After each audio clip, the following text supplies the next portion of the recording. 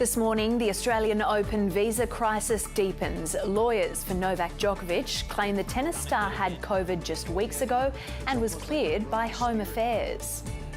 As Czech tennis player Renata Voráčová is deported from Australia after her visa was cancelled by Border Force.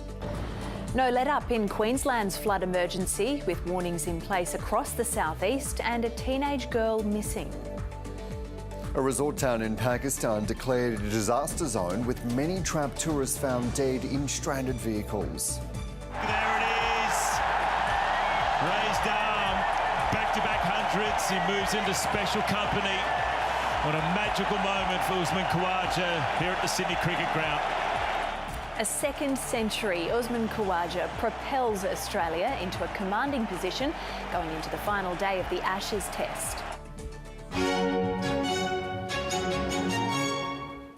And music-mad sleuths look to shed light on a Mozart mystery.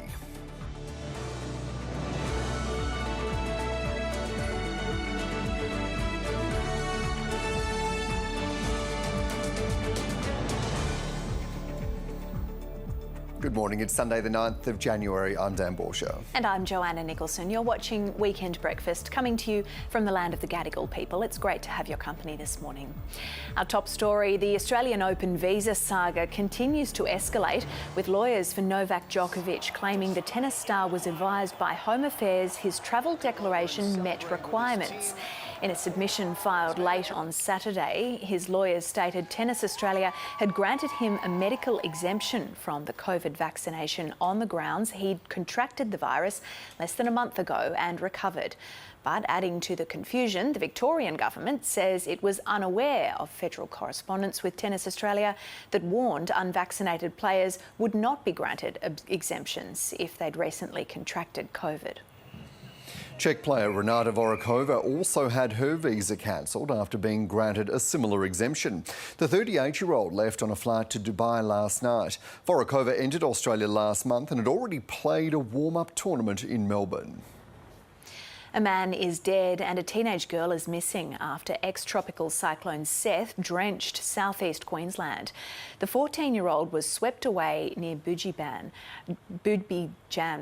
The man she was with was found clinging to a tree, but the girl is yet to be found. Earlier, the body of a 22-year-old man was found in a submerged car near Wide Bay. More heavy rainfall is forecast for the state and could lead to flash flooding in Gingin and Miriam Vale.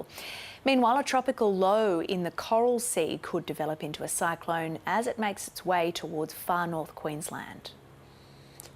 A man has died after falling nearly 30 metres from a cliff in Sydney's east. Emergency services were called to a reserve at Coogee yesterday afternoon.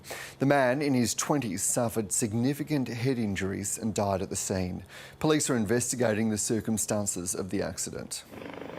A teenager is in hospital after falling from a cliff in southwest Victoria. The 14-year-old boy was throwing rocks into the water at Barwon Heads Bluff when he fell about 50 metres into the ocean.